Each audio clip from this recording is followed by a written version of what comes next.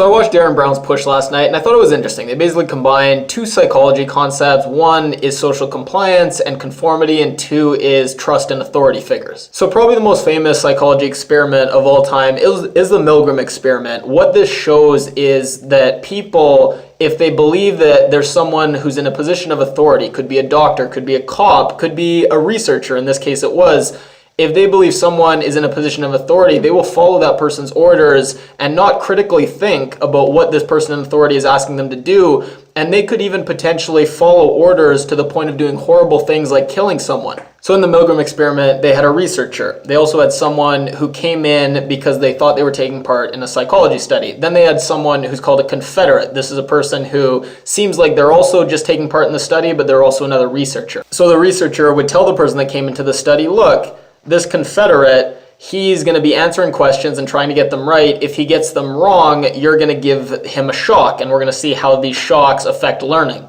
So they would start, and the person doing the experiment would keep shocking the confederate, and the researcher would keep turning up the dial, and the person giving the shock can see the voltage and can see this dial being cranked up and hear the screams of this confederate. But because they're told it's for science, it's a study, for whatever reason, so many people, is obviously fake, they weren't actually getting real dosages, but so many people, they would turn the dosage up to a lethal amount. So if this was a real study, if this was a real situation, it would be a lethal dose these people were administering, and the vast majority of people did administer this lethal dose. And then there was another thing I remember seeing. It was the situation at a McDonald's or some fast food place where someone who worked at the McDonald's, they caught a shoplifter, and someone phoned in on the phone pretending to be a police officer and kept telling this woman to do all these horrible things to this person that was a shoplifter.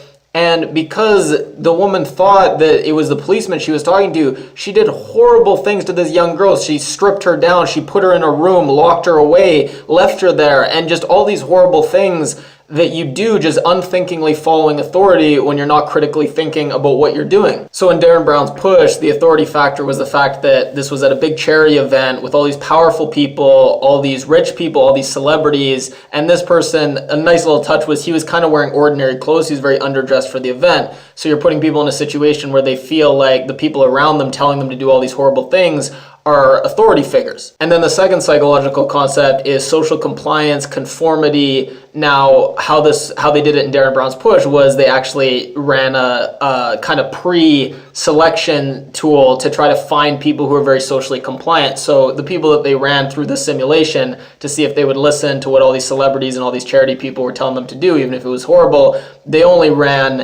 put in people who they knew were already primed to be conformists. But the results are pretty applicable because a surprisingly high amount of people are very socially compliant. Very famous psychology study called the Asch conformity study. Basically, they would bring people in, they would show lines that are clearly, there are two that are the same length and one that's a different length. And they would just have people say, well, what do you think? And people would raise their hands and they would say, and everyone was in it, everyone was Confederates except one person.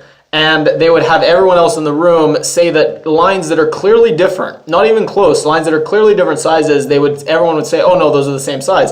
And then the one person, a shocking amount of time, they wouldn't put up their hand and say, well, no, of course, what are you guys seeing? They would just go along with it, even though, again, like I say, the lines weren't even close. And one thing I really liked about the show is it challenges our ideas of what is good and evil. Oftentimes we think of evil as the people who perpetrate bad things, the people who have animus and hatred, but oftentimes just as important as the people that enable that evil, the people that look the other way, the people that really evil people get under their wing and force them to do evil things. So the people that we see doing this experiment, in some ways they're terrible people, like they do such horrible things and you see the consequences of their actions. In this case, it was an experiment, so it didn't matter. But what if it wasn't an experiment? What their intentions and what they actually thought they were doing was some of the worst things that you could imagine. But it's interesting that they all seem like really nice, awesome people. And in some ways, their niceness and their desire to be agreeable and to not have confrontation, not cause a conflict,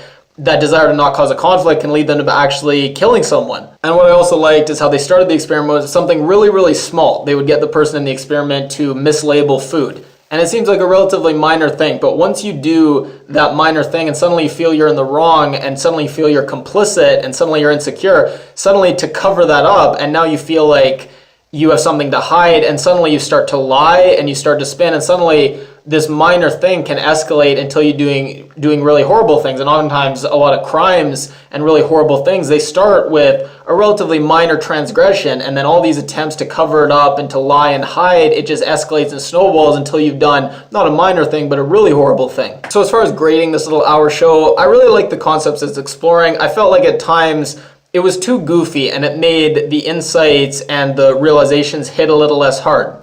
At one point, the person in the experiment has to give a speech that they haven't prepared for, and they're using someone else's note cards, and they get to the last note card, and it says, tell the banana anecdote and end on a joke. And it's very funny, but I can't help but feel like that moment, and then also there's a moment where they hide the body in this crate, this box, and then the box comes up for auction, and everyone's bidding on this box that happens to have a dead body in it, not a real dead body, but a fake dead body, or they think it's a real dead body. And those moments, again, they're very funny, but a lot of them added up, and eventually at the end you feel like the whole thing was more of a spectacle, more of a joke, kind of ridiculous, and you didn't really feel anymore like it was believable, relatable, relevant to our everyday lives. So I get that you want to be entertaining, and like I say, those moments were very funny, but I feel like if you're trying to really push across a point and really have this reach people, sometimes the humor can make people take it less seriously.